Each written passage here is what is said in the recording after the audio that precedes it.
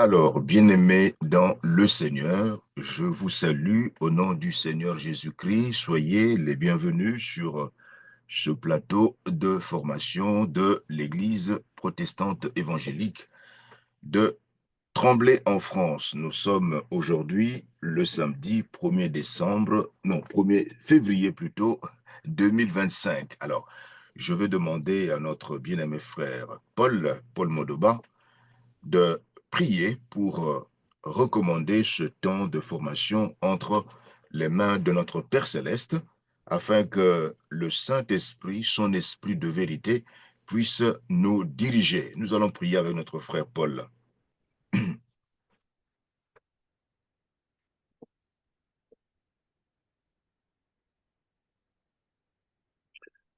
Nous te louons, Seigneur notre Dieu. Nous te remercions pour la journée d'aujourd'hui que tu nous as donnée gratuitement. Notre Dieu, hormis les ordonnances que tu nous as données, tu nous veux, Seigneur, être encore et encore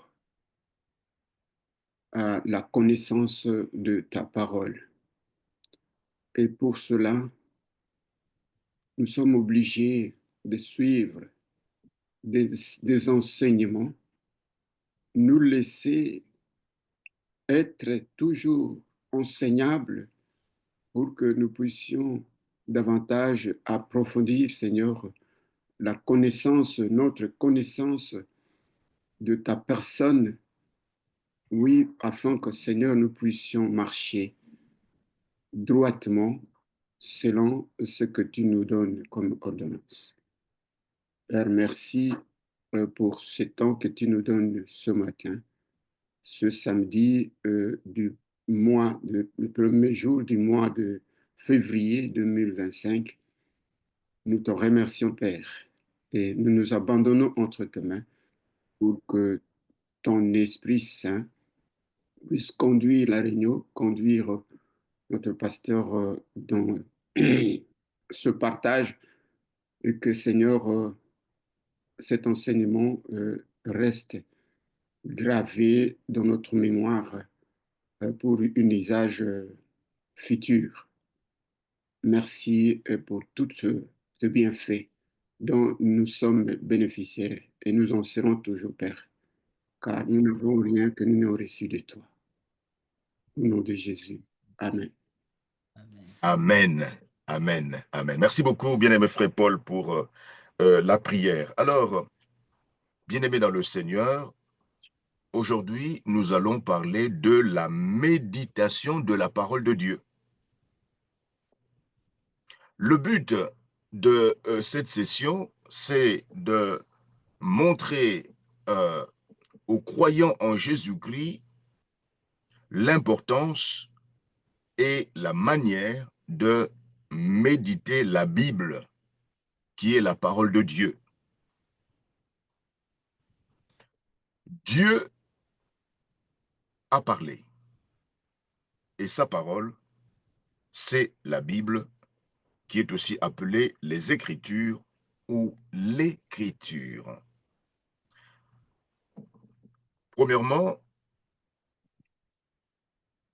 nous allons souligner l'importance de la parole de Dieu. Dans son combat solitaire au désert, Jésus a mis en déroute Satan avec ses paroles en Matthieu chapitre 4, verset 4. L'homme ne vivra pas de pain seulement, mais de toute parole qui sort de la bouche de Dieu. Bien-aimés frères, bien-aimées sœurs, tu ne vis qu'une seule fois sur cette terre. Et le temps est infiniment précieux. il faut en tirer le plus grand avantage. Dans quelques années, tu n'auras plus des yeux pour lire, tu n'auras plus de cerveau pour comprendre, tu n'auras plus de mains pour écrire. Et d'ailleurs, l'Ecclésiaste, dans son livre Ecclésiaste, chapitre 12, verset 1, dit ceci. Souviens-toi de ton Créateur pendant les jours de ta jeunesse, avant que les jours du malheur viennent. Les jours du malheur viendront. Avant cela, prends le temps nécessaire pour développer ton intimité avec le Créateur, le Dieu Trinitaire. Si encore jeune, tu parviens à une connaissance approfondie du Dieu Trinitaire par sa parole, toute ta vie aura une orientation valable dès le départ. La pensée du monde qui nous entoure est tragiquement opposée à celle du Dieu Trinitaire. Les idées courantes et leurs fausses valeurs nous pénètrent de tous les côtés et bloquent notre développement spirituel. Il n'est pas facile de s'en débarrasser. Partout, la vérité est mélangée à l'erreur. Et nous sommes conditionnés, nous sommes contaminés par les choses que nous voyons, que nous lisons, que nous entendons. Et nous avons besoin d'être sans cesse corrigés et purifiés. Et le Dieu Trinitaire est conscient de notre problème. C'est pourquoi le Dieu Trinitaire, le Père, le Fils, le Saint-Esprit, a fait écrire, avec tant de peine d'ailleurs, bien évidemment, le livre dans lequel il définit sa pensée. Et cette définition de sa pensée est précise. Elle est la seule source de vérité absolue en notre possession. Deuxièmement, d'où vient la Bible? La Bible s'affirme être, d'un bout à l'autre, la parole de Dieu. Le Dieu trinitaire a mis au moins 2000 ans pour la créer.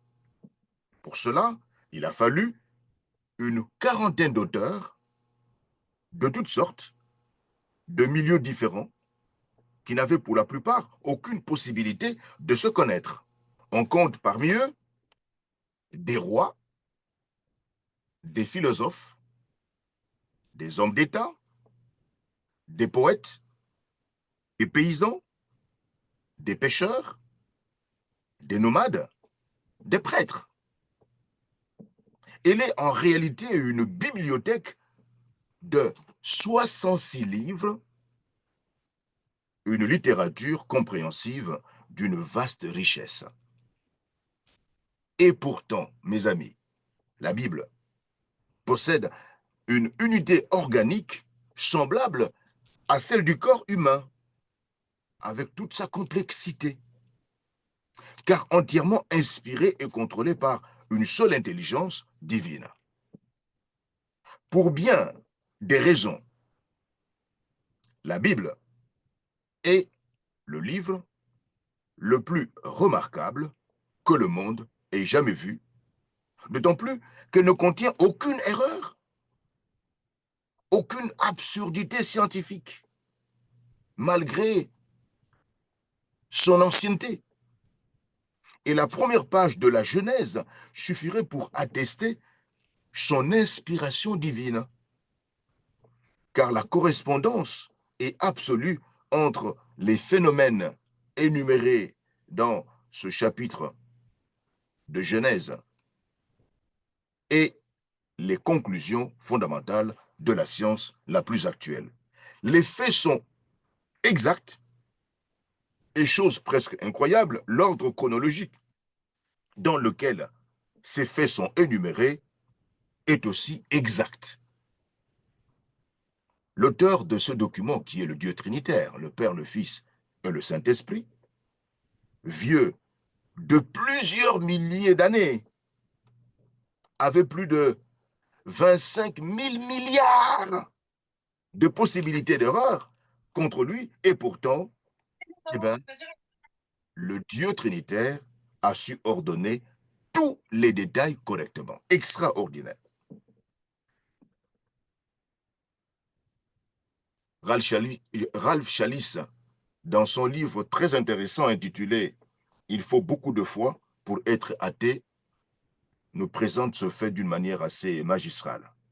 Mais le plus impressionnant, c'est l'authenticité avec laquelle la Bible s'impose comme étant la parole de Dieu.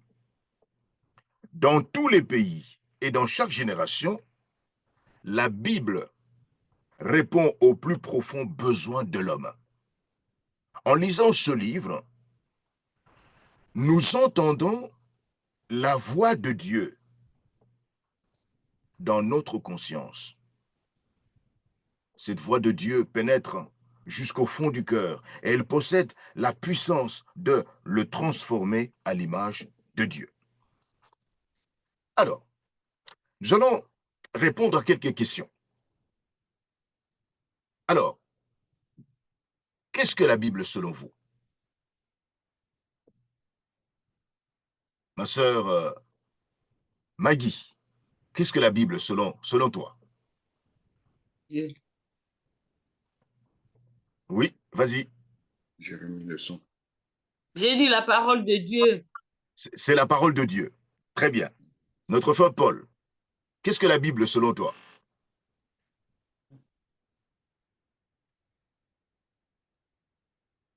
Ton micro est fermé. Ton micro est fermé, frère Paul. C'est la parole inspirée de Dieu. C'est la parole inspirée de Dieu. Sœur Bernadette, qu'est-ce que la Bible selon toi? C'est la parole de Dieu, c'est là que Dieu se révèle à l'homme. C'est la parole de Dieu. C'est là que Dieu, le Dieu trinitaire, se révèle à l'homme. Notre frère Jean-Baptiste Bonté, qu'est-ce que la Bible? Qu'est-ce que la Bible, selon toi?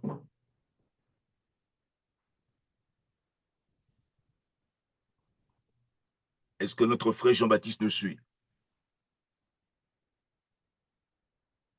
Ne nous suit pas. Sœur d'Orville, qu'est-ce que la Bible selon toi? Bonjour mes frères. Oui. Bonjour mes bien-aimés. Selon moi, la Bible, c'est le boussole. C'est un Oui, boussole. c'est notre boussole. C'est la boussole. Voilà, c'est notre boussole. C'est bien. Très bien, très bien, très bien. Alors, nous allons lire. Je vais demander à notre frère Samuel, notre ancien Samuel Ngongo, de nous lire 2 Pierre, chapitre 1er, du verset 20 au verset 21, dans Parole vivante. 2 Pierre, chapitre 1er, verset 20 à 21.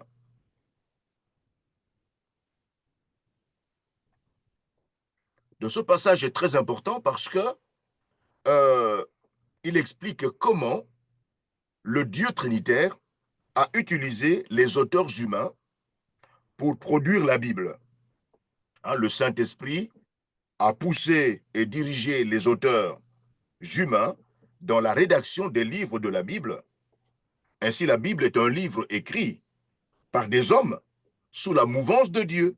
Elle est donc la parole de Dieu. Alors, mon frère Samuel, tu as la parole. Voilà.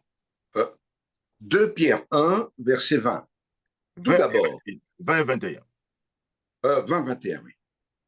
Tout d'abord, vous devez savoir ceci. personne ne doit expliquer tout seul les prophéties des livres saints. En effet, personne n'a jamais communiqué une prophétie par sa seule volonté, mais c'est avec l'aide de l'Esprit Saint que des gens ont parlé de la part de Dieu. Amen. Amen. Amen. Donc, ce texte est très clair. Le Saint-Esprit a poussé et dirigé les auteurs humains dans la rédaction des livres de la Bible. Ainsi, la Bible est un livre écrit par des hommes, mais sous la mouvance de Dieu, du Dieu trinitaire. Elle est donc la parole de Dieu. La Bible, c'est le livre le plus lu et le plus répandu dans le monde. Il est le seul qui peut transformer le cœur de quelqu'un. C'est le code de la route du chrétien. Notre sœur Deauville a parlé de la boussole. C'est notre boussole.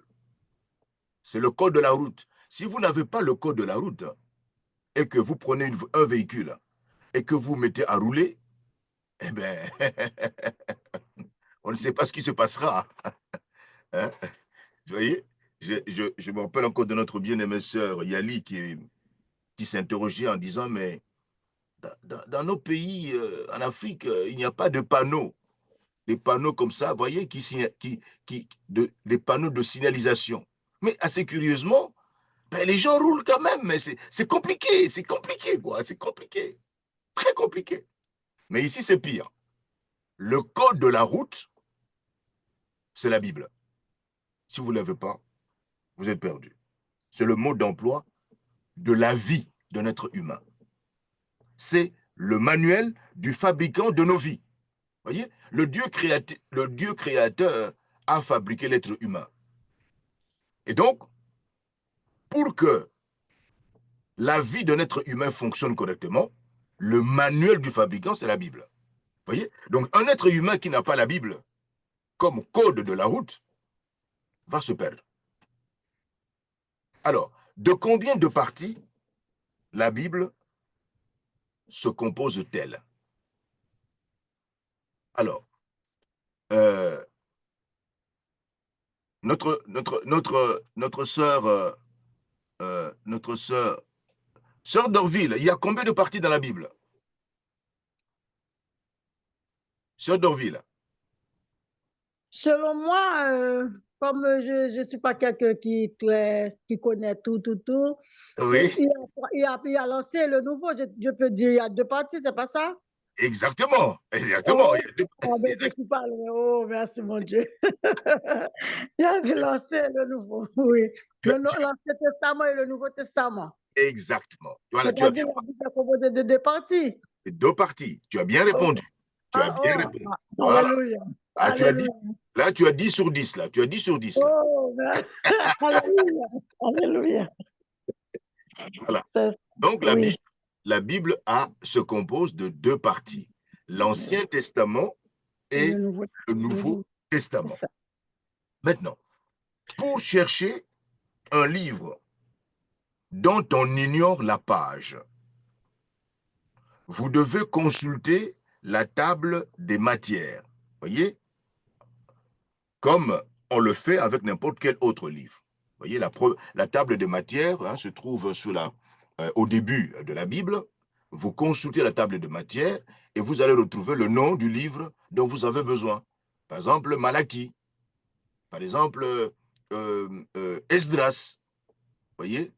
Ou bien Néhémie. Ou bien Nahum.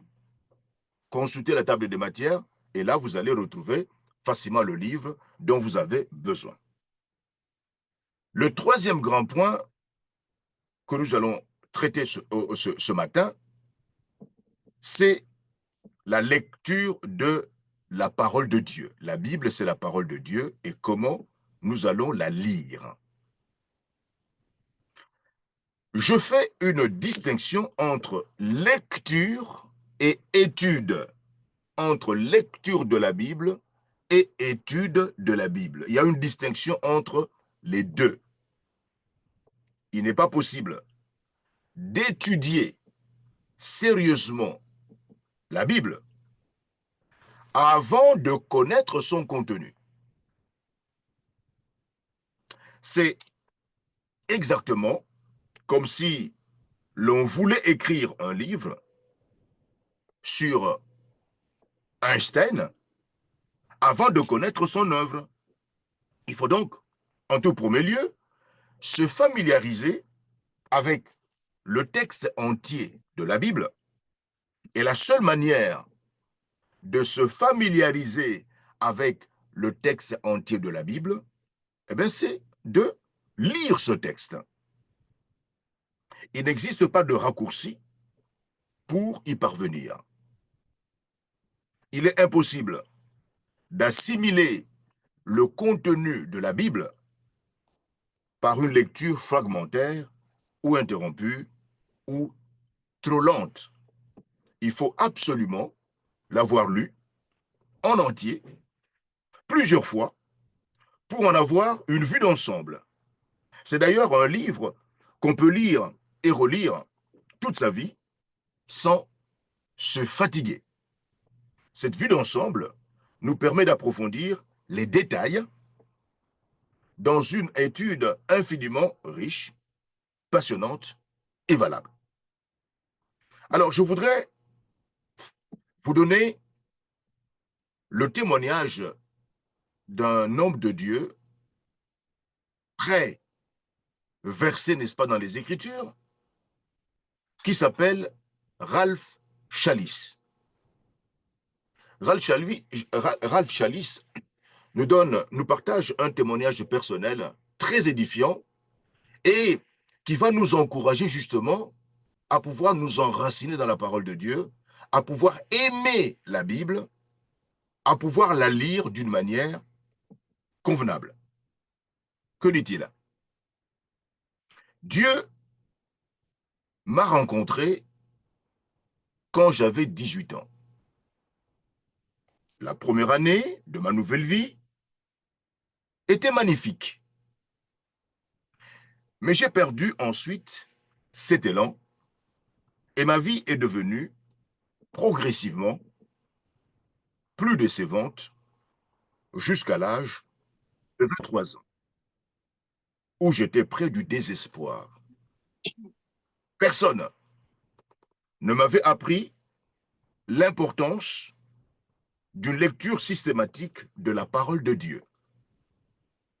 Mais heureusement que j'ai pu lire pendant ce temps plusieurs biographies de grands hommes de Dieu, entre autres celle de Hudson Taylor, de Charles Studd, de George Muller. La vie de tous ces hommes m'avait profondément marqué. J'ai trouvé également chez certaines personnes de ma connaissance que Dieu utilisait de façon exceptionnelle une qualité de vie qui sortait de l'ordinaire. Ces circonstances m'ont poussé à chercher le secret d'une telle vie.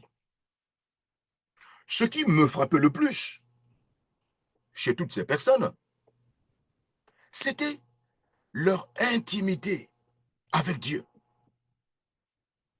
Ils avaient une connaissance de Christ qui dépassait mon expérience. En même temps, j'ai remarqué dans leur biographie que les hommes de Dieu, sans exception, avaient deux points communs. Tous avaient une vie de prière très développée, car ils commençaient tous la journée seuls avec Dieu. Tous, en second lieu, lisaient la Bible entière. Chaque année, les deux testaments parallèlement.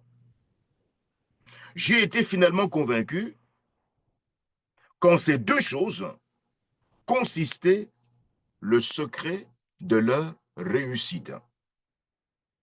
Cette année-là, lorsque Dieu a pris la dîme de mon temps pour lui, je me suis mis à lire la Bible entière comme eux, les deux testaments ensemble, en commençant par la Genèse et par Matthieu.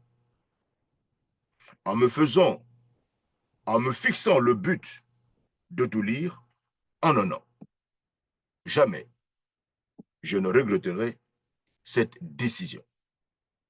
Au début, j'ai trouvé cette discipline assez ardue. Mais au bout de quelques mois, cette discipline a cessé d'être dure. Elle est devenue une joie indicible. Dieu commençait à se révéler à mon âme d'une façon indescriptible. Je vivais devant une aurore de lumière divine, toujours plus radieuse, dans un printemps de Dieu qui transformait ma pensée. Ce rayonnement de sa face éclairait tout mon être. Je commençais à vivre le ciel. J'étais ébloui par la révélation de son amour.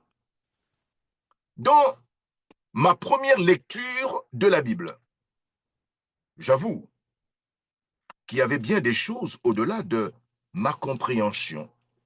Certains passages m'ont étonné, même choqué. Je les remettais cependant à Dieu et je continuais à lire. À la deuxième et à la troisième lecture, à mesure que ma vue d'ensemble croissait, un bon nombre de ces difficultés disparaissaient.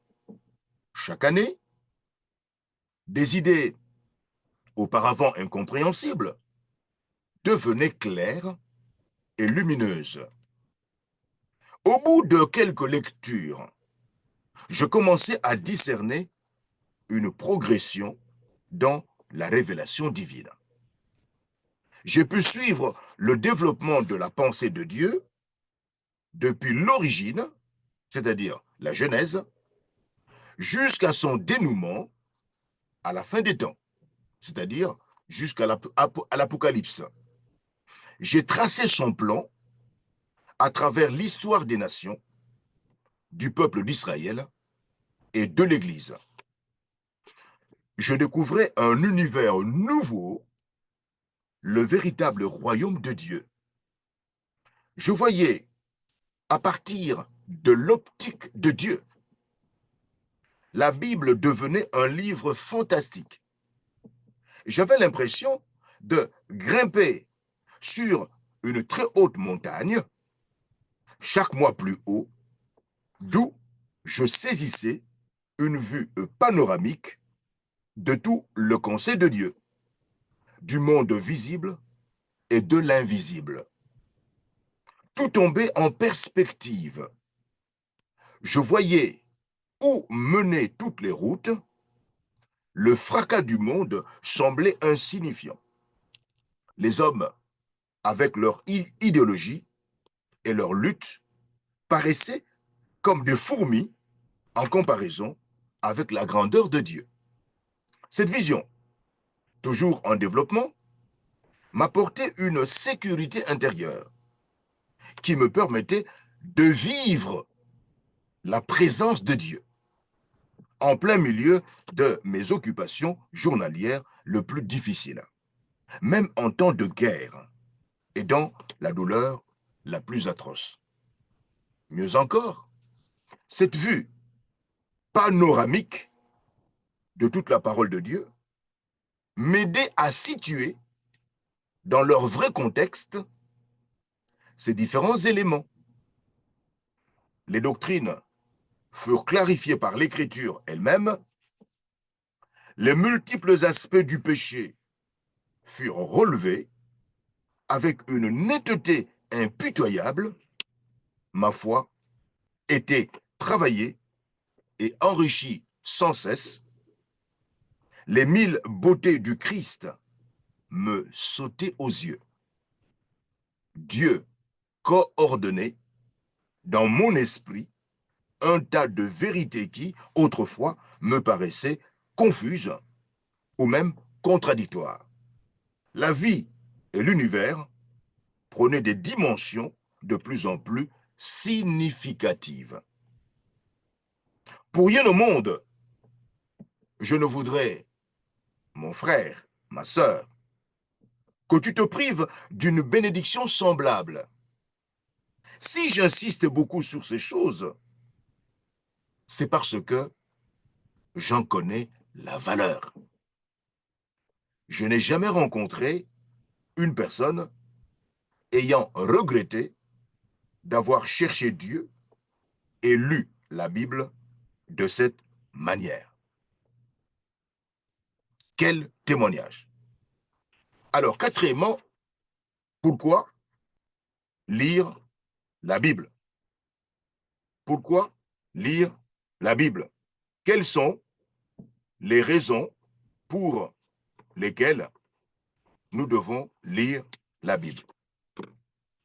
La première raison, lis la Bible pour te régaler ou te réjouir.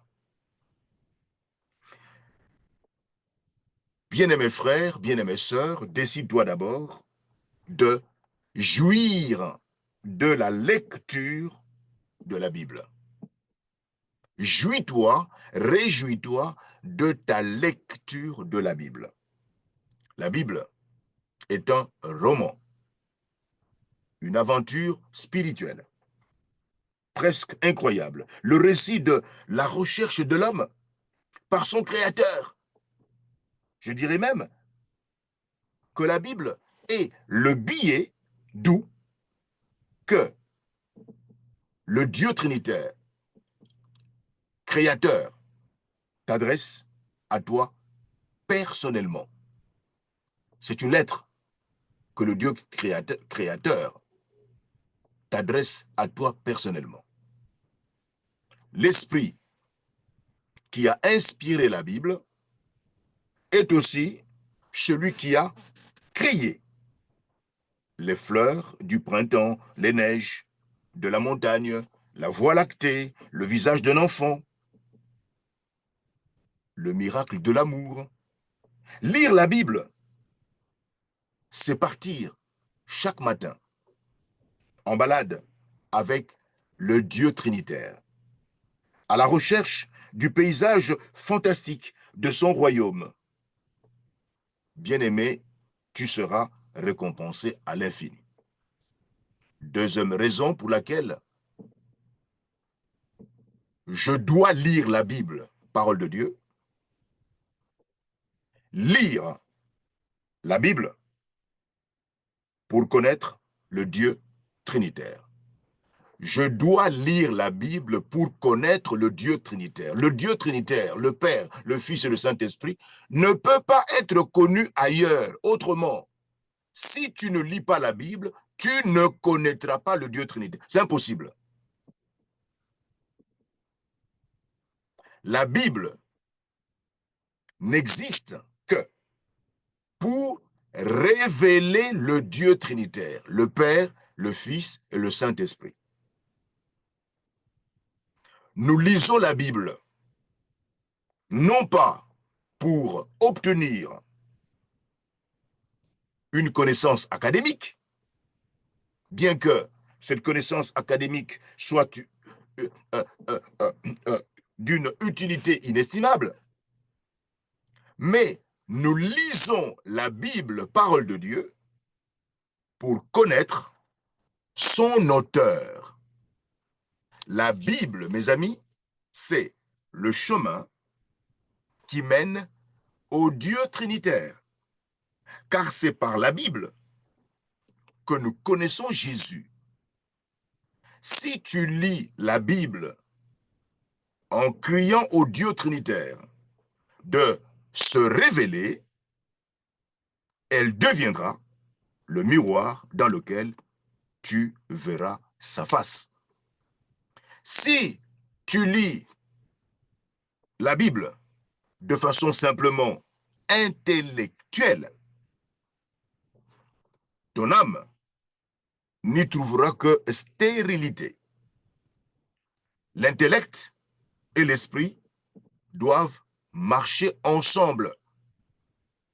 Tout aussi regrettable que l'intellectualisme et l'attitude contraire qui refuse d'apporter à la lecture de la parole de Dieu l'intelligence et les moyens d'étude mis à notre disposition par le Dieu trinitaire. C'est le Dieu trinitaire qui a créé l'intelligence de l'homme en le faisant à son image. Le Dieu trinitaire veut faire de nous des hommes complets. Voilà pourquoi nous devons lire la Bible. Troisième raison pour laquelle nous devons lire la Bible, lire la Bible pour maintenir ta vie de prière. Si tu ne lis pas la Bible, tu ne pourras pas maintenir ta vie de prière. La prière, mes amis, et la parole de Dieu vont ensemble. Elles sont comme les deux fils d'une conversation téléphonique qui nous permettent à la fois d'écouter et de parler. C'est un dialogue avec le Dieu trinitaire. Plus nous écoutons ce que le Dieu trinitaire veut nous révéler, plus notre prière devient inspirée et imprégnée de foi. Le Dieu trinitaire l'oriente dans le sens voulu par son esprit et la rend ainsi de plus en plus efficace. Celui qui néglige la Bible voit sa vie de prière faiblir et se désintégrer. Le Dieu trinitaire veut nous ouvrir son cœur. Écoutons bien. Ce Dieu trinitaire nous parlait par sa parole, la Bible. Quelqu'un qui ne lit jamais la Bible, mais qui déclare être trop spirituel et dangereux, très dangereux. Trop spirituel, oui, mais dans un monde spirituel qui n'a rien à voir avec le Dieu trinitaire. C'est un monde spirituel occulte. Il y a beaucoup de gens, malheureusement, à notre époque, qui ressemblent à de tels individus. Quatrième raison pour laquelle nous devons lire la Bible pour nourrir ton âme. Nous devons lire la Bible pour nourrir notre âme. Ton corps, bien-aimé, a besoin d'une alimentation régulière et complète. Ton âme en a autant besoin, sinon plus encore. Il y a une foule de chrétiens qui vivent dans la médiocrité. Pourquoi? Parce qu'ils négligent la parole de Dieu.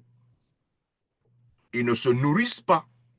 Celui qui mange mal s'affaiblit. Le corps, nous l'avons dit, a besoin de 3 bons repas par jour. Le matin, le midi et le soir. Ton âme en a autant besoin. Ne la prive pas de son pain quotidien. Cinquième raison pour laquelle nous devons lire la Bible, parole de Dieu, lire la Bible pour fortifier ta foi. La foi vient de la parole du Christ. Romains chapitre 10, verset 17. C'est la parole de Christ qui provoque la foi, qui augmente la foi, et non pas autre chose. La foi que tu possèdes a été créée en toi par l'Écriture, qui est donc la source de ta foi. Si tu veux que le Dieu trinitaire la développe, il te faudra y puiser profondément. Et nous exerçons la foi lorsque nous prenons appui sur la parole de Dieu. Elle est le fondement même de la foi. plus nous connaissons sa parole, c'est-à-dire la Bible, les 366 livres de la Bible, 39 dans l'Ancien Testament, 27 dans le Nouveau Testament, plus nous saurons compter sur le Dieu trinitaire et mieux nous connaîtrons la volonté du Dieu trinitaire. Cinquième point. Pourquoi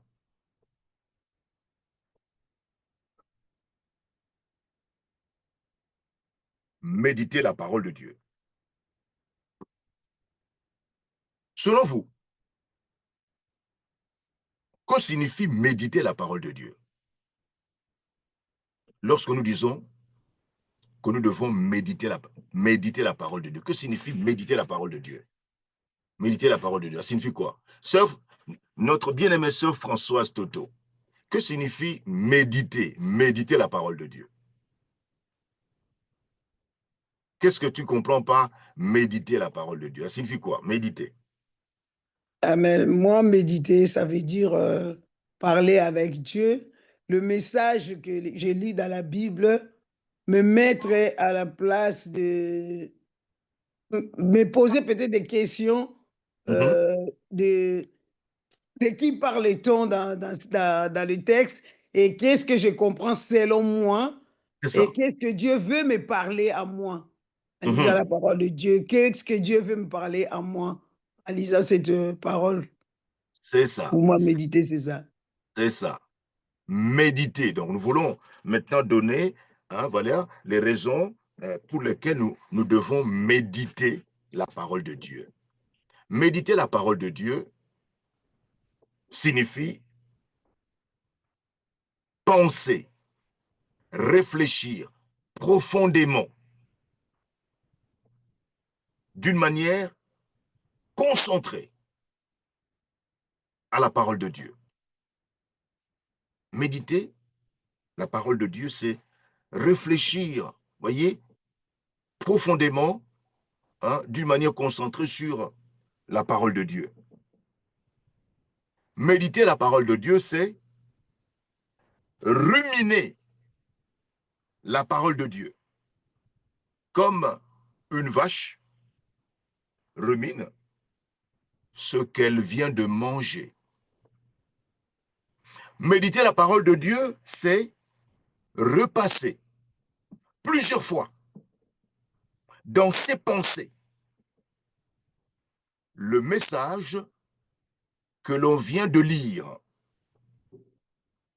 en cherchant à mieux le comprendre pour mieux l'appliquer dans sa vie. Voyez, qu'est-ce que ce texte voulait dire? Et comment est-ce que je peux appliquer cette parole du Seigneur Jésus-Christ dans ma vie? Voyez, je réfléchis. Alors, à votre avis, pourquoi méditer la Bible? Pourquoi réfléchir profondément, voyez, d'une manière concentrée sur la parole de Dieu? Pourquoi? Mon frère Paul, pourquoi, à ton avis, nous devons méditer la Bible? Pourquoi?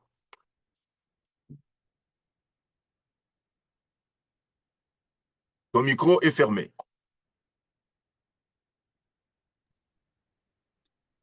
Oui, je crois que ce se passe que quand nous étudions la parole de Dieu, nous comprenons, euh, nous arrivons à comprendre le message de Dieu envers nous pour que nous puissions réagir positivement face à ce message et par là, nous sommes encouragés à aller de l'avant. Nous prenons la force par la connaissance profonde de la parole de Dieu. Nous sommes convaincus de son intervention, de sa façon d'agir dans nos vies. et ça nous aide à avoir confiance en lui en toutes choses. Mhm. Merci, merci beaucoup, merci beaucoup. Alors, notre frère Kevin, est-ce que tu peux nous lire Osée chapitre 4, verset 6? Osée chapitre 4, verset 6. Alors, que nous apprend ce texte? Oui, alors lis-nous le texte Osée 4, 6. Yes. Oh, je le connais par cœur, hein. Mon peuple périt faute de connaissances. Et je vais lire. Voilà. Et- Alors, oui. bon, on le connaît bien, mais Osée 4,6 nous dit: Mon peuple est détruit parce qu'il a la connaissance. Puisque tu as rejeté la connaissance, je te rejetterai et tu seras dépouillé de mon sacerdoce. Puisque tu as oublié la loi de ton Dieu, j'oublierai aussi tes enfants. Que nous apprend Osée 4, 6?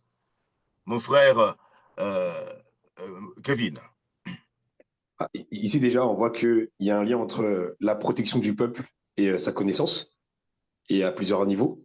Parce qu'en fait, on peut l'évoquer, par exemple, quand on voit ce qui s'est passé avec le peuple, quand Josué le guidait, Dieu avait donné des indications, mais parce qu'un jour, l'un des membres du peuple avait gardé, par exemple, des trésors d'un des peuples, alors que Dieu avait dit dans ses prescriptions de tout détruire, ils ont perdu les batailles après. Donc on voit que déjà, il y a une protection spirituelle donnée par Dieu qui se fait par sa parole. Le fait de dévier de la parole de Dieu, je perds une partie de sa protection. Ensuite, l'autre chose, c'est qu'il dit, c'est que parce que j'ai rejeté la connaissance, je te rejetterai. Et là, ça peut peut-être nous amener à la parole qui dit que Jésus-Christ, c'est la parole faite chair. Donc quand je rejette la connaissance, quand je rejette la parole de Dieu, je rejette Dieu en fait. Et parce que je rejette Dieu, lui aussi à son tour, malheureusement, eh bien, s'éloigne de nous. Ou en tout cas, il y a un éloignement qui se fait entre lui et nous. Et là, il dit carrément, tu seras dépouillé de ton sacerdoce. Donc, sacerdoce, on l'a vu, notamment quand on parlait d'identité. Le sacerdoce, c'est le fait qu'on soit une nation élue. Et donc, quand je sors de la parole de Dieu, je perds également une partie, eh bien, je dirais, des avantages que donne le sacerdoce. Voilà, c'est un peu comme lorsque le frère Samuel nous parlait de ce prêtre sacrificateur qui allait dans le temple de Dieu, dans le lieu très saint. Si je viens dans le lieu très saint avec le péché, je meurs. Parce que je sors du plan de Dieu, je sors de son plan saint, donc je ne suis plus, on va dire, acceptable dans sa présence et je meurs. Donc aujourd'hui, Dieu ne tue plus, mais je pense que parce que je rejette une partie de la parole de Dieu, en tant que croyant aujourd'hui, eh bien, je perds une partie de mes intérêts. Donc voilà. Et donc c'est ici. Et donc enfin, il dit carrément, et là c'est une partie qu'on oublie souvent, hein, mais parce que j'oublie la loi de Dieu, j'oublierai aussi tes enfants. Vous savez, ça veut dire que j'ouvre même des portes pour ceux qui viennent après moi parce que je néglige la parole de Dieu. Et là, encore une fois, ça nous ramène à ce que je disais par rapport à Josué. On voit que c'est tout un peuple qui a péri, et surtout, c'est toute la famille de cet homme-là qui a péri parce qu'il a pris les biens du peuple qu'il avait vaincu, alors que Dieu avait dit de ne pas les prendre. Voilà. Merci Quand beaucoup. Voilà. Merci beaucoup, mon frère Kevin, pour cette intervention.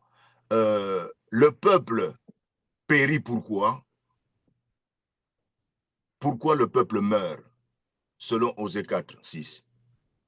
Pourquoi est-ce qu'il meurt? Parce qu'il ne connaît pas Dieu. Parce qu'il manque la connaissance. Manque la connaissance. Connaître la pensée de Dieu, connaître la volonté de Dieu. Si tu ne connais pas, mon peuple meurt faute de connaissance. Le peuple meurt et châtié parce qu'il ne sait pas ce que Dieu a ordonné. Si tu ne connais pas ce que Dieu a dit dans la Bible, tu vas périr, tu vas mourir. Voyez? Donc, nous allons rappeler quelques raisons pour méditer la Bible. Nous devons méditer la Bible pour différentes raisons et nous allons les énumérer maintenant en lisant concrètement les Écritures. Oui, notre frère Sam, tu as une question. Le micro permet. Ah oui. Je disais, à la question de savoir pourquoi méditer la Bible, peut-être parmi les raisons que vous allez nous exposer, il y a, pour moi en tout cas, avant tout, pour rendre ma vie en conformité avec ce que Dieu veut. avec la pensée de Dieu. C'est pour moi la raison fondamentale de ma lecture. D'abord, pour que ma vie soit conforme avec ce que Dieu veut, avec l'identité, enfin, avec la pensée de Dieu. Quand bien même, pourquoi? Parce que il peut arriver que l'influence culturelle, l'influence sociale et autres inspirent mon attitude. Ah oui, mais je fais ça parce que tout le monde le fait. Je prends un exemple tout à fait courant qu'on a entendu où nos compatriotes ne payent pas les titres de transport au nom de la dette coloniale. Oui, mais tout ce qu'ils ont pris dans nos colonies. Donc, moi aussi, je peux me permettre d'aller dans les transports sans payer le transport. Mais je lis la parole de Dieu pour que ma vie, dans un tel cas, je refuse pour ce motif-là, de ne pas payer ce qui est un vol vis-à-vis de la société. Et en payant, ça veut dire je rends ma vie conforme à la volonté de Dieu. C'est ça, tout à fait. Tout à fait, tout à fait, tout à fait. Donc, nous allons maintenant lire quelques versets bibliques qui nous donnent les raisons pour lesquelles nous devons méditer la Bible. Méditer signifie réfléchir, réfléchir profondément sur la Bible, voyez, pour voir effectivement comment nous pouvons appliquer les ordres que le Dieu trinitaire nous donne dans la Bible, voyez, dans notre vie. Alors, premier passage biblique, Matthieu chapitre 4, verset 4. Alors, notre sœur Françoise Toto, est-ce que tu peux nous lire Matthieu 4, verset 4? Oui, Matthieu 4, verset 4, je le mets. Hmm? Ouais.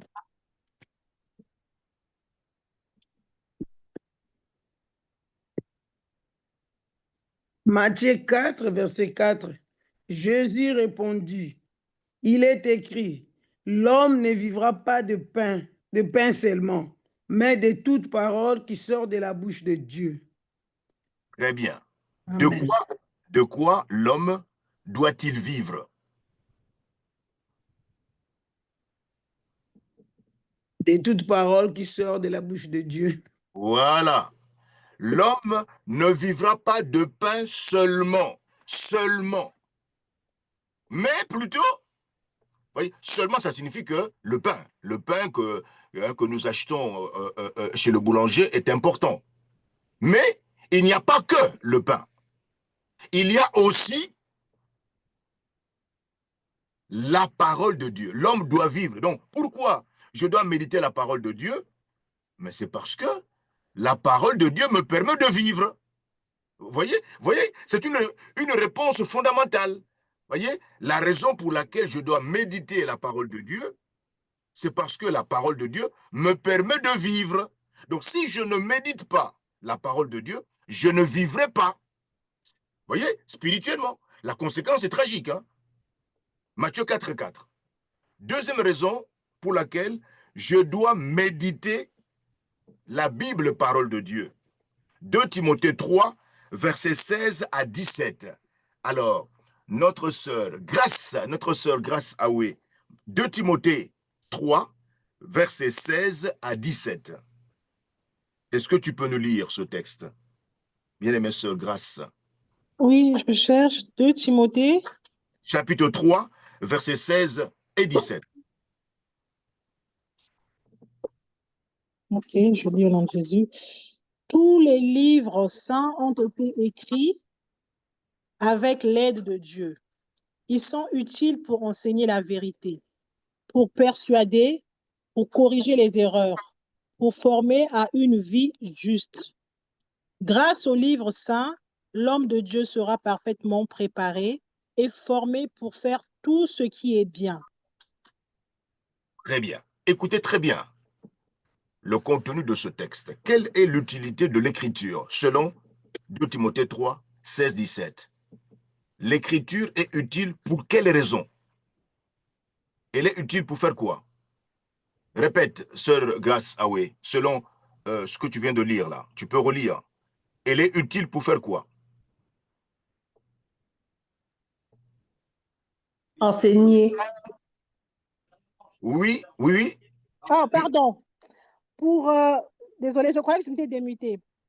Utile pour enseigner la vérité. Pour enseigner la vérité. Donc, c'est Pour la Bible. persuader. Écoutez, s'il vous plaît. La Bible, c'est elle qui enseigne la vérité. Nous naissons avec des mensonges.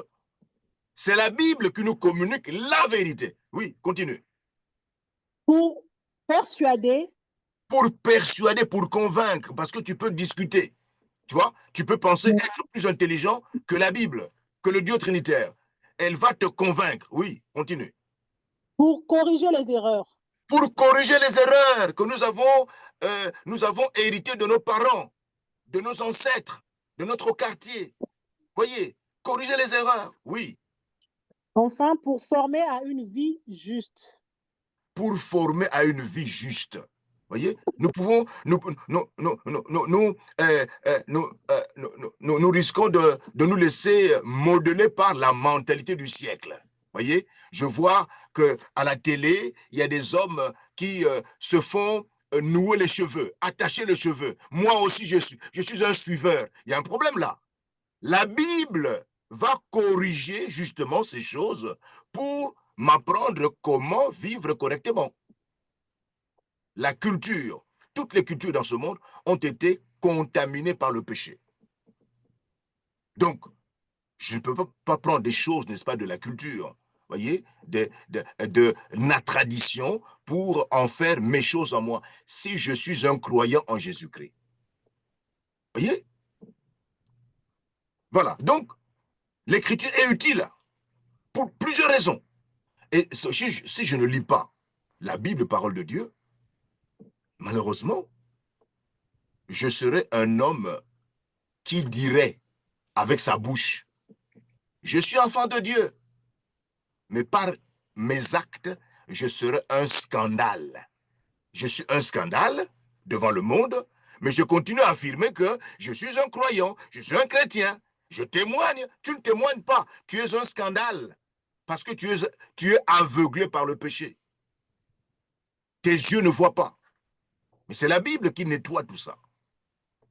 Nous devons avoir la mentalité de la Bible, mais en lisant la Bible, nous acquérons la mentalité de la Bible.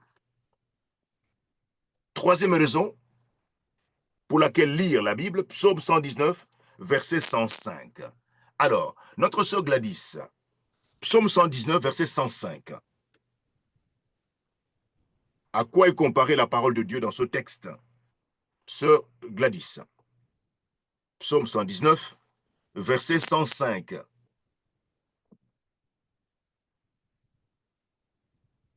Psaume 119, verset 105. Ta parole est une lampe qui éclaire mes pas, une lumière sur ma route. Très bien. À quoi est comparée la parole de Dieu?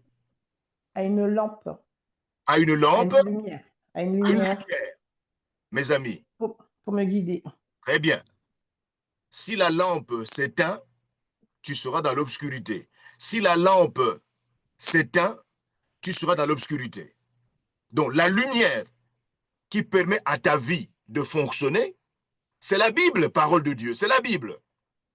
Si la Bible n'agit pas en toi, tu seras dans l'obscurité, c'est clair. C'est clair. C'est ta parole qui est une lumière qui éclaire ma vie et non pas la parole du pasteur ou du prêtre ou du pape ou du président. Non, c'est la Bible, parole de Dieu. C'est elle qui doit nettoyer notre vie de toutes les impuretés. Ensuite, sans la connaissance biblique, mes amis, l'homme marche dans les ténèbres spirituelles.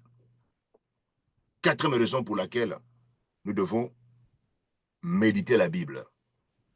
La connaissance de la Bible nous permet de marcher dans la lumière. L'ignorance de la Bible oblige l'homme de marcher dans les ténèbres spirituelles. Cinquième raison pour laquelle méditer la Bible. Alors ici, nous trouvons quelques avantages de méditer la parole de Dieu. Là, le psaume 1, verset 1 à 3, Alors, psaume 1, verset 1 à 3, frère Paul et notre frère Samuel, ancien Samuel, Josué 1, verset 8, psaume 1, 1 à 3,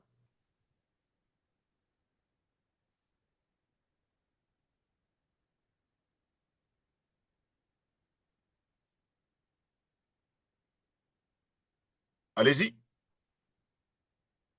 Un instant. Ce texte nous donne quelques Psaume avantages. combien, pasteur? Psaume combien?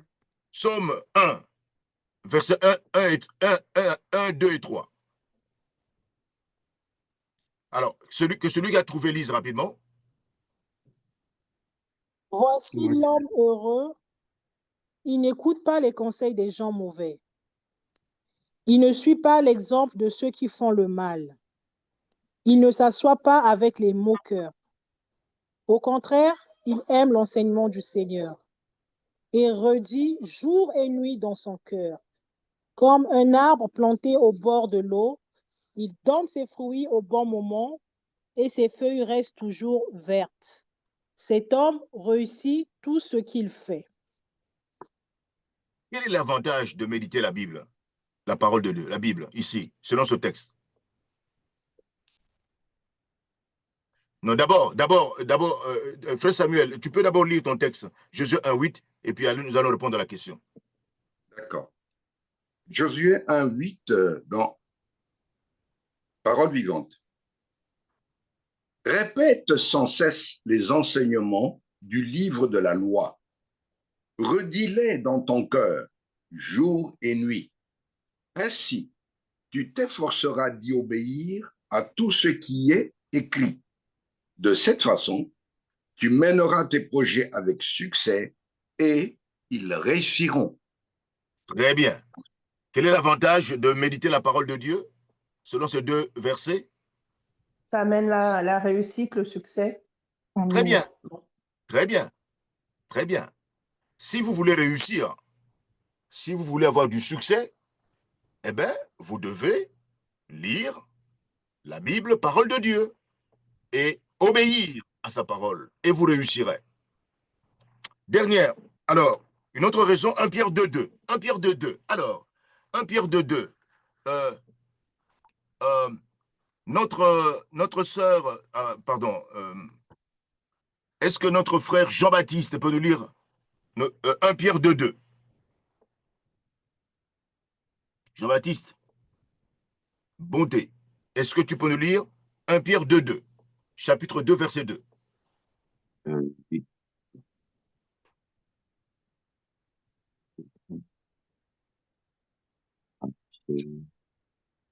1 Pierre, chapitre 2, verset 2. Comme des enfants nouveau-nés, désirez ardemment le lait pur de la parole, afin qu'il vous fasse grandir en vue du salut. Très bien. Le lait spirituel et pur, c'est la parole de Dieu. Alors, pourquoi nous devons le désirer, frère Jean-Baptiste? Afin qu'il vous fasse grandir en vue du salut. Pour nous faire grandir spirituellement. Voyez? Donc, nous devons désirer euh, euh, le lait spirituel et pur, qui est la parole de Dieu, qui est la lecture de la Bible, parole de Dieu, pour grandir spirituellement. Si vous ne lisez pas la Bible, parole de Dieu, vous ne grandirez pas spirituellement. Vous serez des chétifs sur le plan spirituel. Quelqu'un qui ne grandit pas.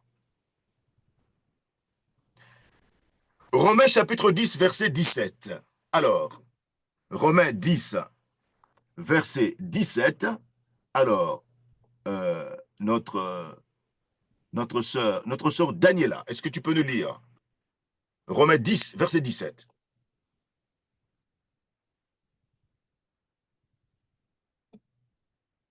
Lisez ce texte attentivement et essayez d'identifier la relation entre la parole de Dieu et la foi. Quelle est la relation, le lien entre la parole de Dieu et la foi selon Romains 10, verset 17? Daniela.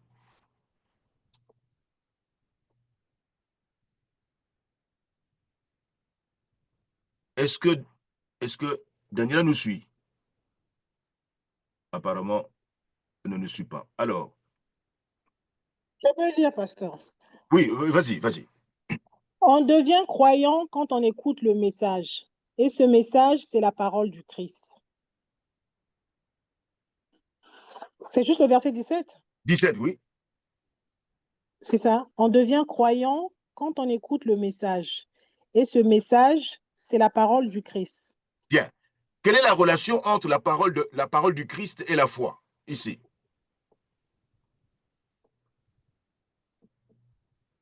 Quelle est la relation entre la parole du Christ, la parole de Dieu, la parole du Christ et la foi ici?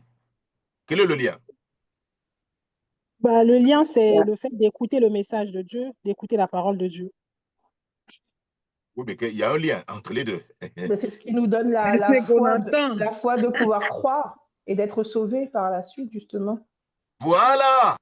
Pour être sauvé, il faut entendre la parole du Christ. Mes amis, Dieu, le Dieu trinitaire, Dieu le Père, ou Dieu le Fils, ou Dieu le Saint-Esprit, n'a jamais sauvé quelqu'un dans un rêve. Oh, j'ai fait un rêve, et puis j'étais sauvé dans le rêve. Ah bon? Non, non, non, non, non. Tu dois entendre la parole du Christ. Lorsque le Seigneur Jésus avait parlé à Pierre, à Corneille. Corneille était un païen. Un païen. Il lui a parlé en rêve.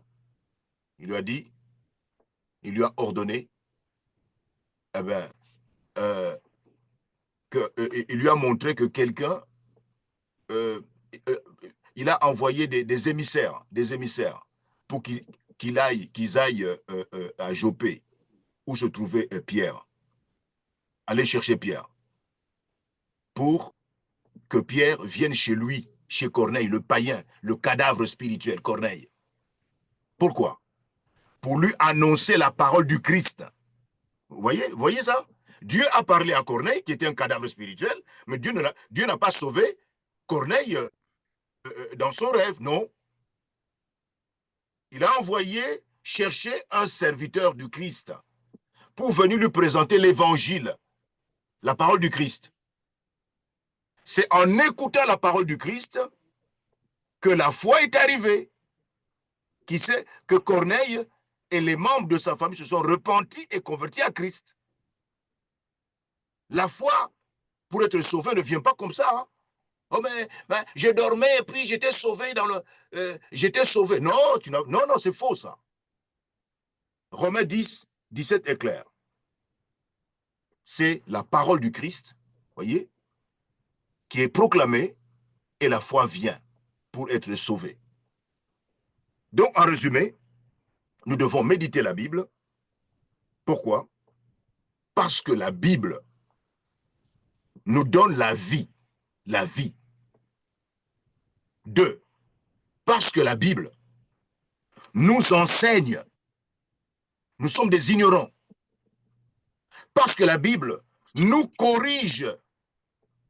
Il y a des choses en nous qui ne sont pas correctes, qui ont été contaminées par le péché. La Bible nous corrige. Parce que la Bible nous éduque pour nous remettre sur le droit chemin.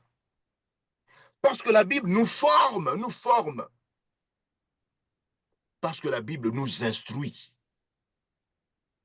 Parce que la Bible nous éclaire. Nous sommes dans l'obscurité. La Bible nous éclaire. Nous devons lire la Bible parce que la Bible nous donne du succès et nous fait réussir nos projets. Nous devons méditer la Bible parce que la Bible nous aide à croître dans la vie chrétienne. La Bible, nous devons la méditer parce que la Bible est la source de notre foi. La Bible est la source de notre foi. Non pas les rêves, non pas les visions. C'est la Bible, parole de Dieu. Toutes ces raisons, mes amis, doivent nous motiver à méditer la Bible, parole de Dieu. Alors maintenant, 7e point, quelle est la meilleure façon de lire la Bible? Premièrement, lire la Bible avec prière. Nous devons lire la Bible avec prière.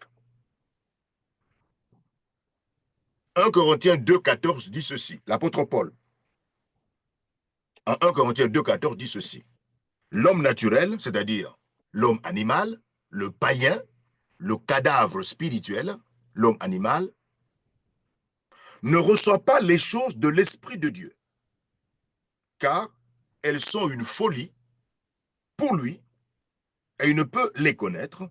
Pourquoi? Parce que c'est spirituellement qu'on en juge. Il faut avoir le Saint-Esprit en soi pour juger des choses spirituelles. Le cadavre, il est mort. Aborder la parole de Dieu, la Bible, parole de Dieu, avec son seul intellect, sa seule intelligence, de la folie. Nous dépendons de l'auteur du livre, c'est-à-dire le Saint-Esprit, pour nous enseigner sa signification. Il est nécessaire de demander au Dieu trinitaire, chaque fois, son assistance dans la compréhension de son message.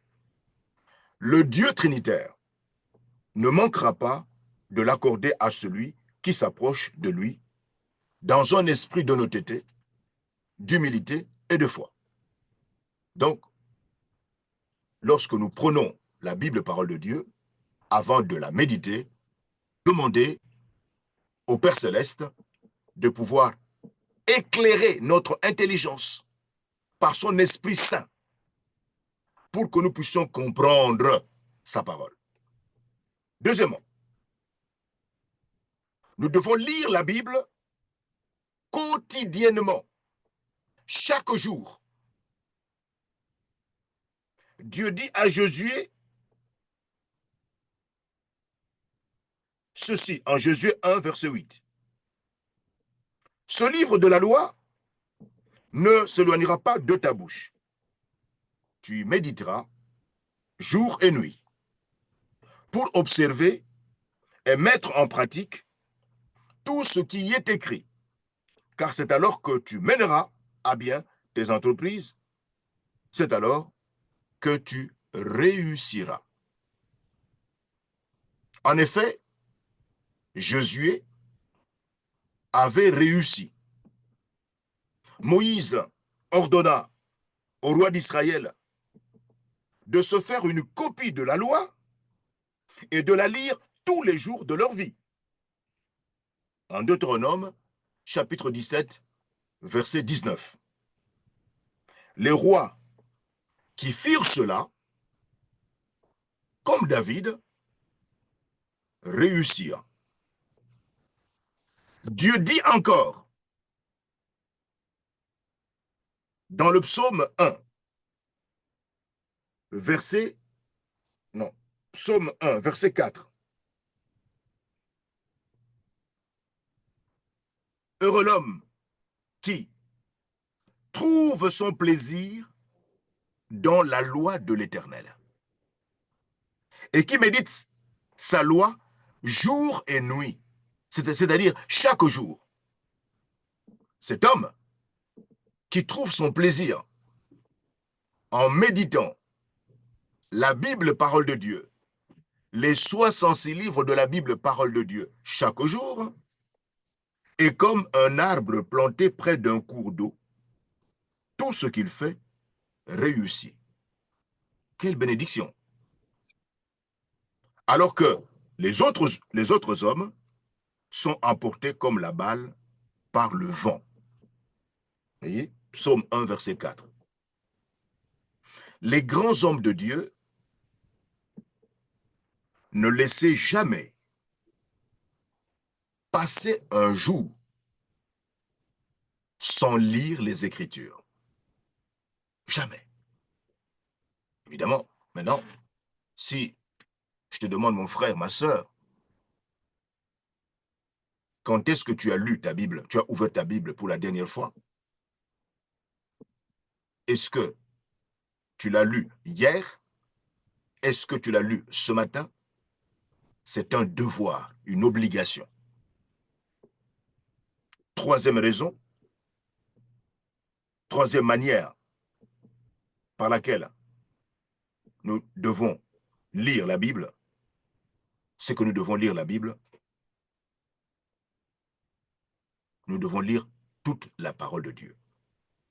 Lire toute la parole de Dieu, toute la parole de Dieu, non pas picorer. Voyez, je prends un texte ici, je prends un verset là-bas, je prends un verset là-bas, je prends un verset là-bas, de manière désordonnée. Non! Mes amis, toutes les hérésies, ce sont des enseignements qui sont faux, qui sont contraires aux enseignements de la Bible. Toutes les hérésies, toutes les fausses doctrines sont basées sur des passages isolés, arrachés de leur contexte, au mépris de la totalité de la Bible. Il s'agit bien de la totalité de la Bible. En l'abordant de cette façon-là, on peut lui faire dire n'importe quoi. C'est ainsi que Satan l'a ciblé, l'a cité, pour tenter le Seigneur dans le désert. Mes amis, il est dangereux de se limiter à certaines parties de la Bible. Jésus dit que l'homme vivra de toute parole qui sort de la bouche de Dieu. L'homme vivra de toute parole. C'est de toute la parole qui sort de la bouche de Dieu. Donc, non pas d'un seul verset biblique sorti de son contexte. Voyez? Si vous lisez le psaume 14, verset 1, il dit ceci. L'insensé dit en son cœur, il n'y a pas de Dieu. Alors, écoutez bien. Un farfelu va prendre la dernière partie de ce passage. Il n'y a pas de Dieu. Ah! Vous avez vu? La Bible déclare, il n'y a pas de Dieu. Il n'y a pas de Dieu. C'est écrit noir sur blanc. C'est écrit oui ou non, oui ou non, oui ou non. C'est écrit oui ou non. Cette phrase, il n'y a pas de Dieu, elle est dans la Bible. C'est bien surligné. C'est bien là, dans la Bible. Oui, c'est vrai. Donc, Dieu n'existait pas. La Bible elle-même dit que Dieu... Alors, fermez votre Bible. C'est bien écrit. Il n'y a pas de Dieu. Oui, cette phrase, elle existe dans la Bible. Il n'y a pas de Dieu, c'est vrai. Mais attention. Cette phrase se trouve dans la bouche de l'insensé. C'est l'insensé qui dit il n'y a pas de Dieu. Et non pas la Bible. Vous voyez? Le contexte. Quand on sort un verset, une pensée de son contexte, on peut lui faire dire n'importe quoi. C'est comme cela que les hérésies, les fausses, les sectes naissent. Vous voyez quelqu'un qui se dit spirituel. Ah ben je suis profondément spirituel. Hein? Par exemple, pour chasser les démons, pour être protégé des démons, eh bien, certains pensent qu'il faut utiliser le sel. Ah, le sel a une puissance extraordinaire. Un démon, quand il voit le sel, fuit, détale. Ah, waouh, ça, pas possible. Et donc, ils conçoivent le fonctionnement de leur vie spirituelle en ce qui concerne la protection, voyez, en répandant le sel. Je répands le sel, je suis protégé. Alors, on achète des sacs et des sacs et des sacs et des sacs de sel. Non, non, non, non. Tu ne vas pas chasser un démon avec du sel. Hein. Ou bien, Pour qu'un démon ne pénètre pas chez moi, je place la Bible derrière la porte d'entrée là, la porte d'entrée de ma maison. La Bible est là. La Bible sécurise ma maison. Ah, un démon n'entrera pas dedans. Il ne franchira pas cette porte. La Bible est là. La Bible, c'est la sentinelle. Waouh! Ça, c'est de la superstition. Mais la Bible est au chevet de mon lit. Comme ça, ma tête est protégée. Aucun démon ne viendra me toucher. La Bible est là. La Bible montre la garde. Waouh! C'est terrible, ça. L'ignorance. Mes amis, ton but doit être de connaître la Bible. Les 66 livres de la Bible, 39 dans l'Ancien Testament et 27 dans le Nouveau Testament. Ton but, c'est de connaître les 66 livres de la Bible, d'un bout à l'autre, de la Genèse à l'Apocalypse. C'est ton but. L'Écriture sainte contient la révélation complète du Dieu trinitaire. Se contenter de quelques fragments seulement, c'est se priver terriblement et commettre un crime contre son âme. Si vous ne voulez pas commettre un crime contre votre âme, alors ne lisez pas simplement des fragments. Lire des fragments, voyez, je prends un verset dans Deutéronome, un verset dans Matthieu, un verset dans Proverbes, un verset, mais tu ne connaîtras pas toute la parole de Dieu. Non, mon ami. Dans bien des pays, il existe des croyants persécutés qui donneraient n'importe quoi pour posséder une Bible. Et nous qui l'avons entre les mains, est-ce que nous la trouverions trop ennuyeuse? L'immense privilège d'avoir accès à ce trésor nous rend d'autant plus responsables aux yeux du Dieu trinitaire. En lisant l'écriture tout entière, c'est-à-dire les 66 livres de la Bible, 39 Ancien Testament, 27 Nouveau Testament, nous nous mettons effectivement à la portée de l'Esprit de Dieu. Il peut ainsi nous enseigner toutes choses, comme Jésus nous l'a promis. Voyez, dans Matthieu 4,4, chaque jour, il peut nous corriger, nous éclairer, nous ramener dans la vérité. Il nous protège face au diable, au monde et à la chair. Il nous révèle peu à peu tous les secrets de son cœur. Quatrième manière, meilleure façon, n'est-ce pas, de lire la Bible? Eh bien, nous devons commencer d'abord par le Nouveau Testament. À un débutant, évidemment, nous conseillons vivement de remettre à plus tard la lecture de l'Ancien Testament et de concentrer d'abord son attention sur le Nouveau Testament.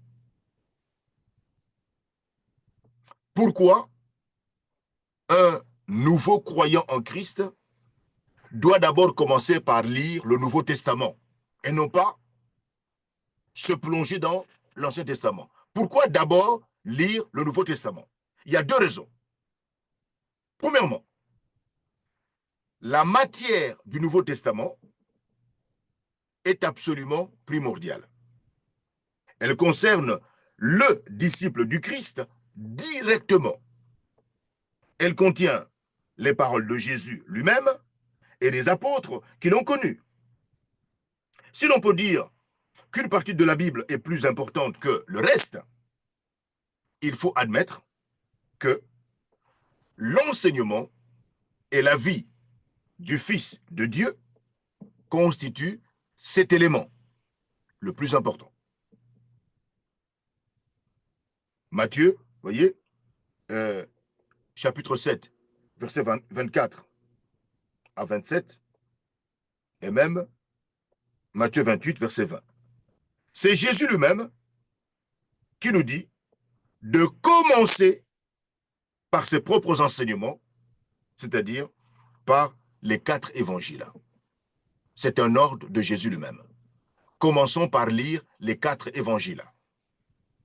Deuxième raison pour laquelle nous devons commencer par lire si nous sommes nouveaux croyants, d'abord le Nouveau Testament, c'est que l'Ancien Testament, tout en étant également inspiré de Dieu, concerne en premier lieu Israël.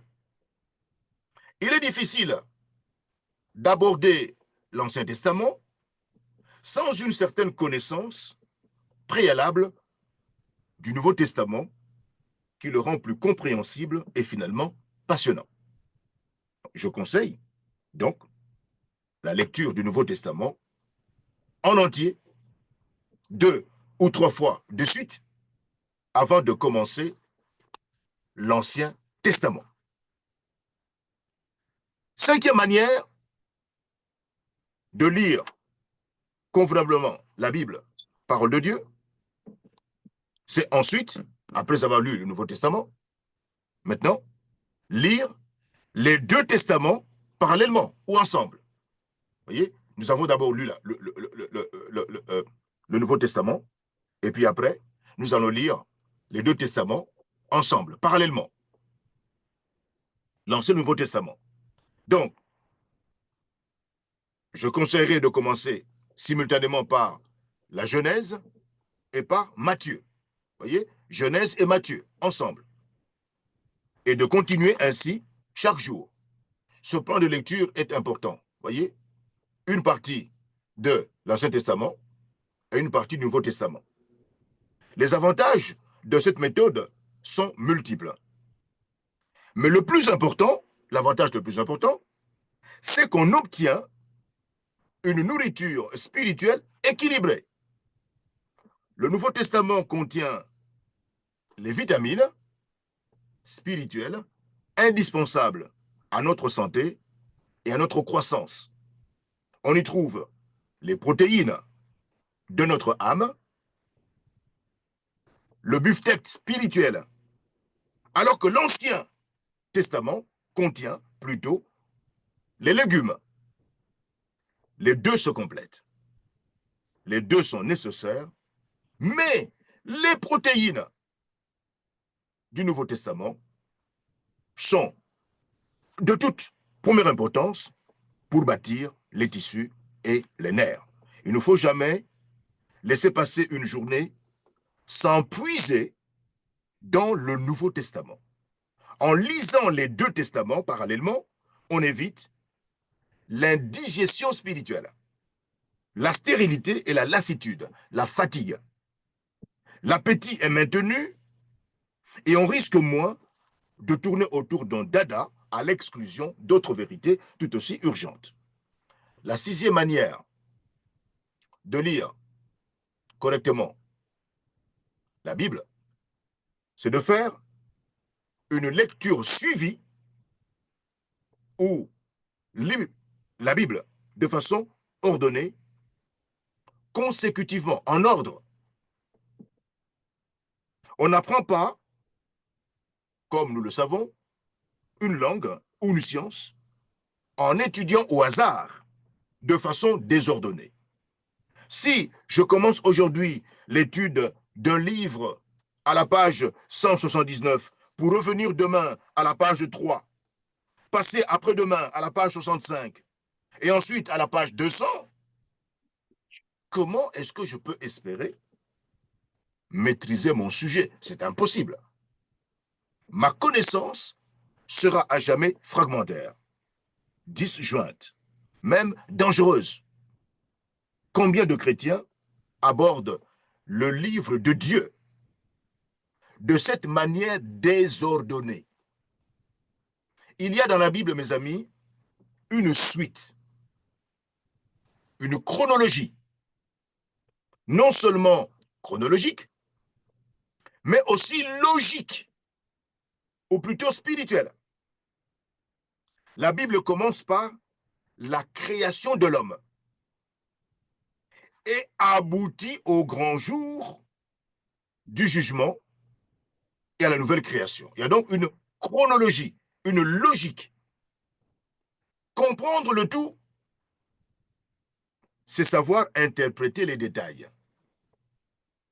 Une telle conception nous préserve du déséquilibre et de l'extravagance spirituelle, tragique. Défaillances qui partout divisent et appauvrissent l'œuvre de Dieu. Donc, il y a une chronologie dans la Bible. Voyez? Genèse, création, Apocalypse, c'est le jugement. Et si moi je commence par le jugement, je serai déséquilibré, n'est-ce pas, dans ma compréhension de la parole. Septième manière de lire correctement la Bible, c'est la nécessité de se fixer un objectif ou un but. Si tu n'as pas d'objectif précis, tu finiras par te décourager. Ta lecture et ta prière deviendront difficiles et peut-être stériles. Tu perdras le fil. Le sens de la Bible t'échappera.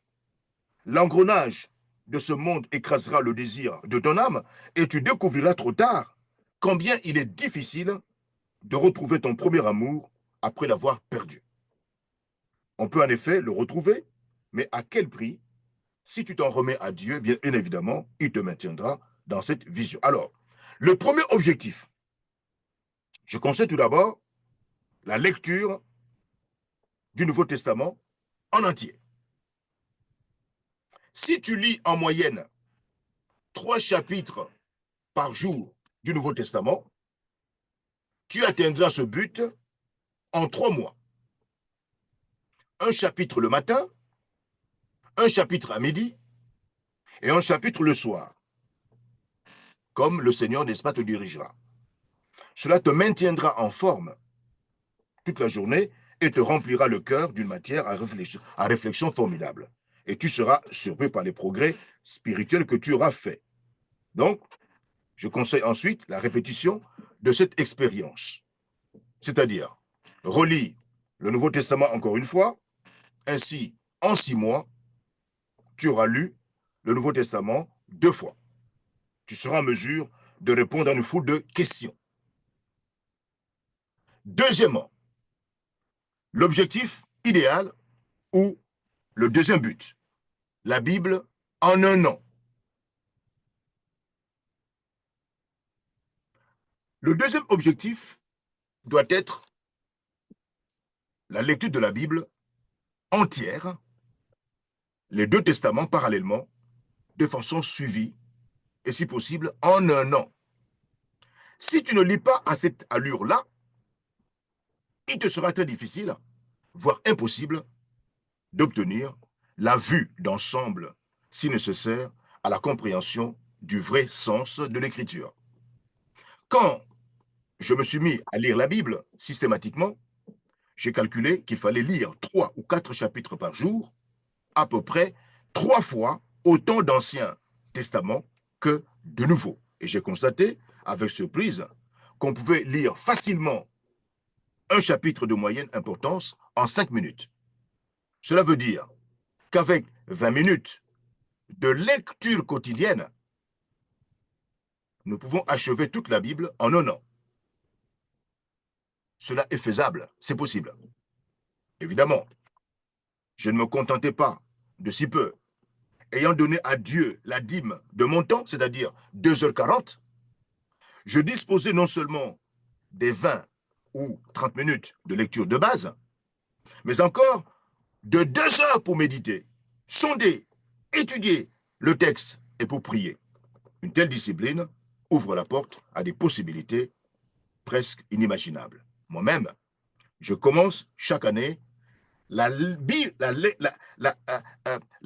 n'est-ce pas, de la Bible par la Genèse et par Matthieu, donc lecture parallèle, Genèse, Matthieu, en même temps, et je lis ainsi dans les 2 testaments chaque jour. Évidemment, certains bien-aimés préfèrent diviser la Bible en 3 parties, voyez, c'est-à-dire que ils lisent la Bible de façon suivie, en commençant par la Genèse, par Job et par Matthieu, tout à la fois. C'est un autre plan de lecture, voyez, en 3 parties, voyez, Genèse, Job, Matthieu. Voilà. Cette méthode, évidemment, permet davantage de variété dans la lecture quotidienne. Je vous donnerai les différentes possibilités, n'est-ce pas, de lecture, voyez, lecture soit par l'Ancien Testament et le Nouveau Testament, voyez, Genèse et puis Matthieu, ou alors Genèse, Job et Matthieu. Voyez, chaque jour. Est-ce que cet exercice est trop difficile? Alors, nous continuerons, n'est-ce pas, la prochaine fois. J'aimerais d'abord m'arrêter là, parce que l'heure est presque, nous sommes presque à la fin là. Je m'arrête là. Est-ce que, pour répondre à quelques questions, est-ce qu'il y a des questions au sujet de ce que nous avons vu ce matin? Voilà. Est-ce qu'il y a des questions de clarification de certains points qui ont été vus ce matin? Voilà. Alors, oui, je vous écoute.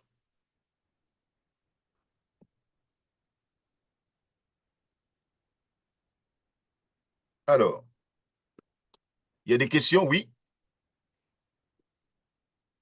Question de clarification des points qui n'ont pas été clairs sur la partie qui a été vue aujourd'hui. La méditation de la Bible, les raisons pour lesquelles méditer. Il y a des questions? Pour Oui, ma part, je relis mes notes et je ne vois pas de questions ni de besoin d'éclaircissement. Donc, tout ça a été clair. très clair. D'accord. Merci. OK. Voilà, exprimez-vous, Frère Oui, Paul. Oui. bonjour. C'est pas une question, mais c'est plutôt une remarque. Je sais pas si on l'a mis dans les affirmations de pourquoi lire la parole. Et je trouve pour moi, c'est l'une des raisons qui, en tout cas, souvent motive un croyant.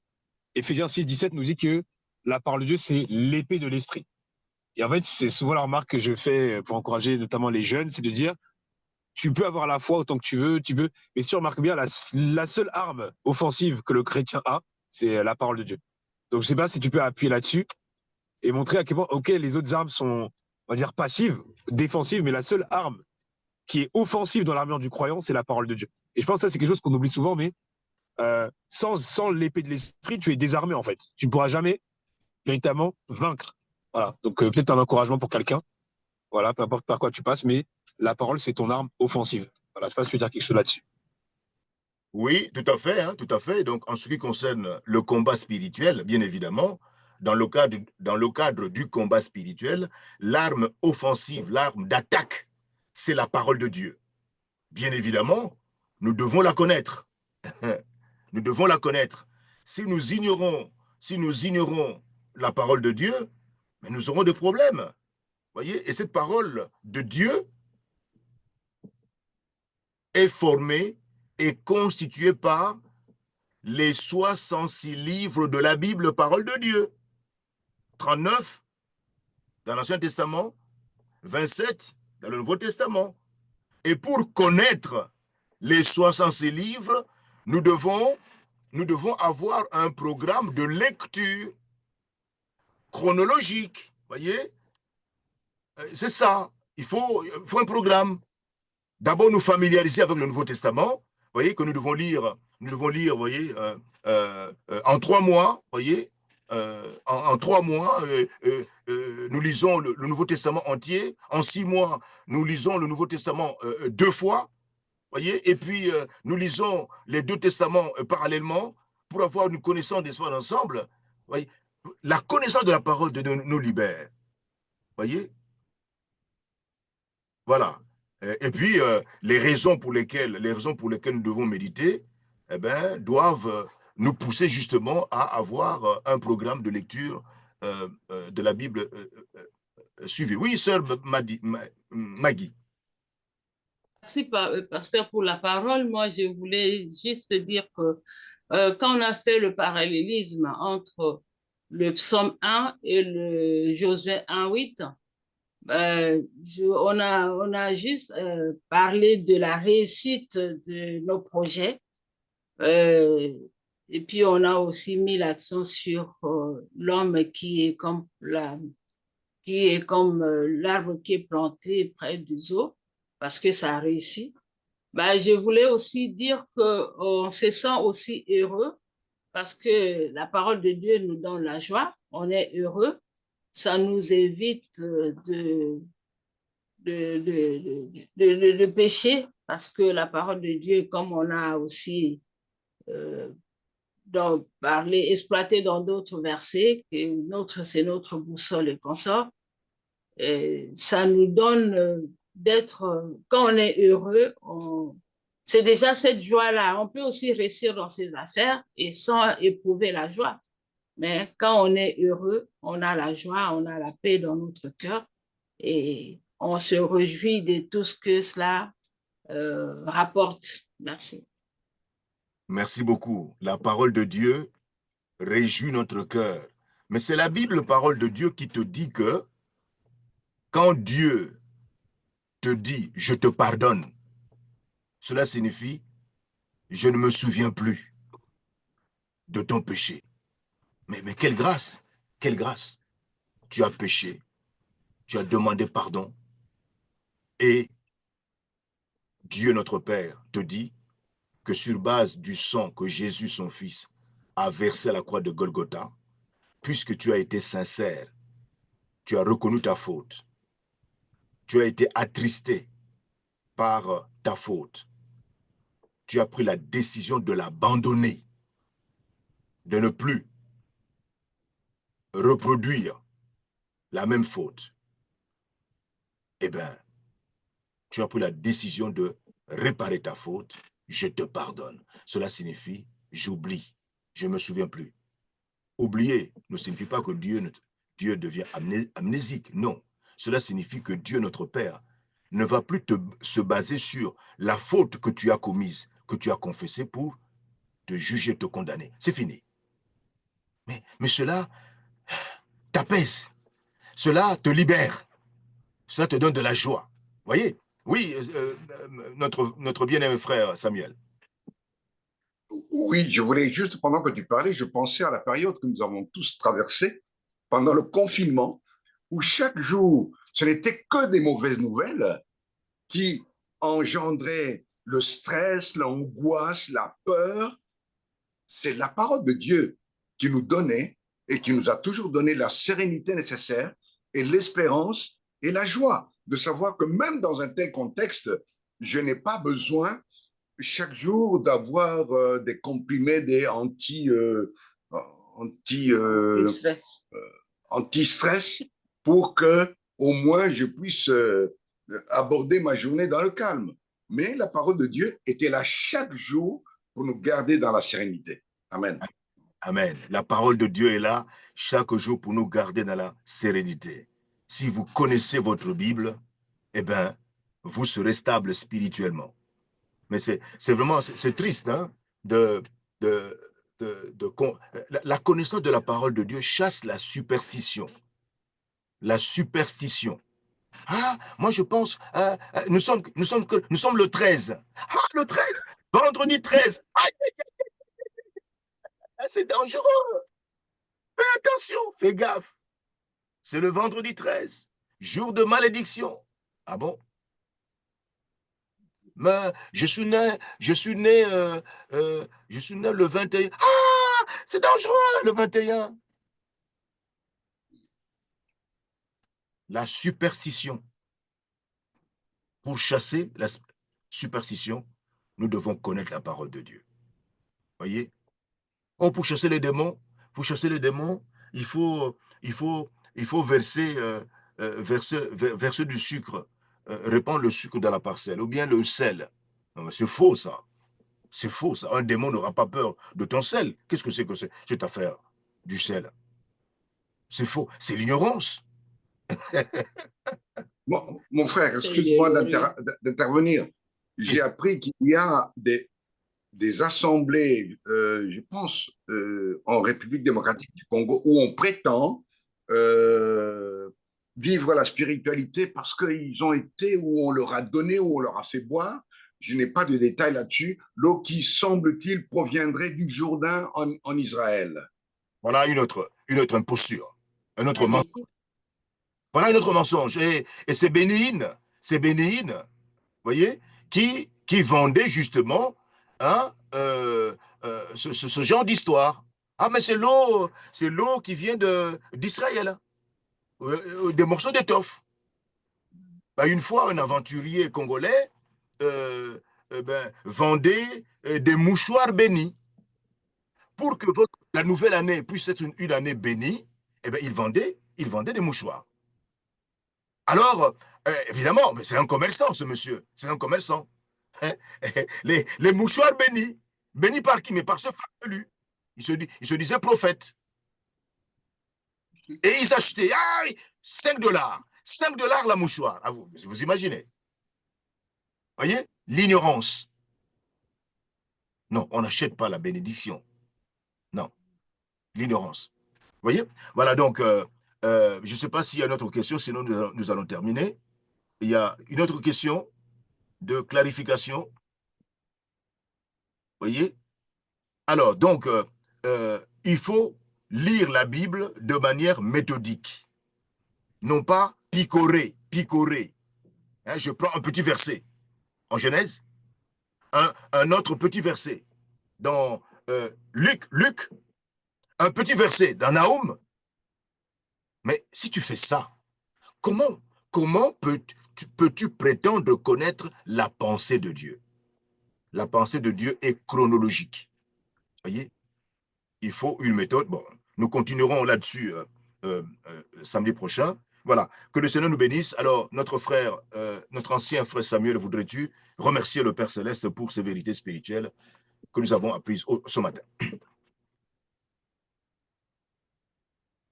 Éternel notre Dieu et notre Père, ô combien, en écoutant cet enseignement, nous comprenons que nous avons besoin de connaître ta parole. Pas simplement avoir des connaissances dans notre cerveau, savoir que tel ou tel livre se trouve par-ci par-là, ou tel verset par-ci par-là, mais de la connaître d'une manière profonde. Ainsi, nous te connaîtrons mieux, nous serons plus heureux, nous vivrons dans ta volonté complète, entière, et Seigneur, nous nous réjouirons de marcher avec toi chaque jour que tu nous donnes. Merci de nous accorder la grâce. La grâce, comme tu nous l'as accordé de voir cette journée, la grâce de garder cette faim, cette soif, de lire ta parole, de la lire comme il nous a été enseigné d'une manière méthodique, de la lire avec prière, de la lire en cherchant, Seigneur, toujours à te connaître davantage, et de la lire aussi pour ne pas être pris dans les filets de l'ignorance ou être la proie, Seigneur, des agents de l'ennemi. Père, accorde-nous cela, accorde cela à ton peuple, au nom de Jésus. Amen. Amen. Amen. Amen, amen. Amen. Donc, nous pouvons nous saluer. Hein. Saluons-nous quand même. Ouvrez votre caméra qu'on vous voit. Voilà, on peut vous saluer.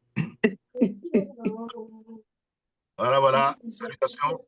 Aimé. Ah, Maman Toto. OK. Bon week-end. Moi, je voulais poser la question aux participants. Qu'est-ce qui fait que vous ne vous faites pas voir au début? Et quand on vous pose la question de pouvoir se saluer, vous le mettez, mais c'est la même chose du début à la fin. Pourquoi pas? Voilà, la question est posée à tout le monde. Voilà, pourquoi est-ce que vous vous cachez? Voilà la question que notre sœur Maggie pose. Pourquoi est-ce que... Répondez. Parce que pour ma part, je ne suis pas forcément bien apprêtée, et voilà.